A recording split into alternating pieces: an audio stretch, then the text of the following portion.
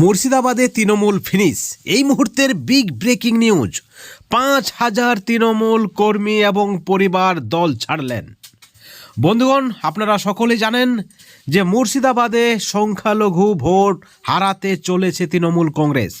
বিভিন্ন সময় আপনারা দেখেছেন তৃণমূল ছাড়ছেন, বিজেপিতে যোগ দিচ্ছেন, সিপিআইএমে যোগ দিচ্ছেন, এমনকি ওএসির দলে যোগ দিচ্ছেন, আইএসএফে যোগ দিচ্ছেন।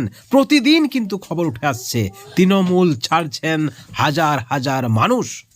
এবার অধীর রঞ্জন চৌধুরীর নেতৃত্বে কংগ্রেসে যোগ দিলেন তৃণমূলের 5,000 পরিবার। নবাব হোসেনের হাত ধরে কংগ্রেসে যোগ দিয়েছে তৃণমূলের 5,000 পরিবার। তাতেই অধীর রঞ্জন চৌধুরীর দাবি যে মুর্শিদাবাদে তৃণমূল ফিনিশ।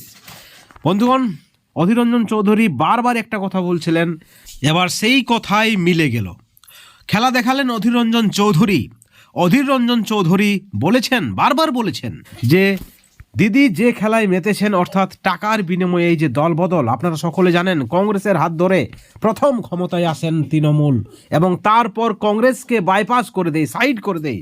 একের পর এক কংগ্রেসের নেতৃত্বদের, এমএলএদের, এমপিদের তৃণমূলে নিয়ে আসেন মমতা বন্দ্যোপাধ্যায়। এবং তখনই অধীর রঞ্জন চৌধুরী বলেছিলেন এর বদলা আপনি পাবেন। যেভাবে দলে নিচ্ছেন দল ভাঙিয়ে, ঠিক একইভাবে তৃণমূল কংগ্রেস ছেড়ে সকলেই কিন্তু দল ত্যাগ করবে। এবার সেই দল বদলের খেলা শুরু হয়েছে। মুর্শিদাবাদ থেকেই সেই দল বদলের খেলা শুরু হয়েছে। তৃণমূলের সংখ্যালঘু ভোটে ব্যাপক ভাঙন দেখা দিয়েছে। বন্ধুগণ, আপনারা জানেন যে তৃণমূলের প্রাক্তন জেলা সভাধিপতি তথা নতুন সদস্য, বর্তমান সদস্য শাহনাজ বেগম মারাত্মক অভিযোগ করে দল ছাড়তে চলেছেন। তিনি দাবি করেছেন দুর্নীতির বিষয়ে বারবার মুখ্যমন্ত্রীকে চিঠি দিয়েছেন, কিন্তু তারপরও কোনো সুরাহা হয়নি। এমতো অবস্থায় তৃণমূল ছাড়তে বাধ্য হচ্ছেন তৃণমূলের এই হেভিওয়েট নেত্রী। অর্থাৎ সব মিলিয়ে অত্যন্ত চাপে তৃণমূল কংগ্রেস এবং এক কথায় মুর্শিদাবাদ থেকে তৃণমূল ফিনিশ হতে চলেছে, যেমনটা দাবি রাজনৈতিক মহলের। এই ভিডিওর পরিপ্রেক্ষিতে আপনাদের কি মতামত, আপনাদের কি প্রতিক্রিয়া? এর প্রভাব পড়বে কি 2026-এর নির্বাচনে? অবশ্যই আপনাদের মতামত আমাদের চ্যানেলের কমেন্ট সেকশনে কমেন্ট করে জানাবেন।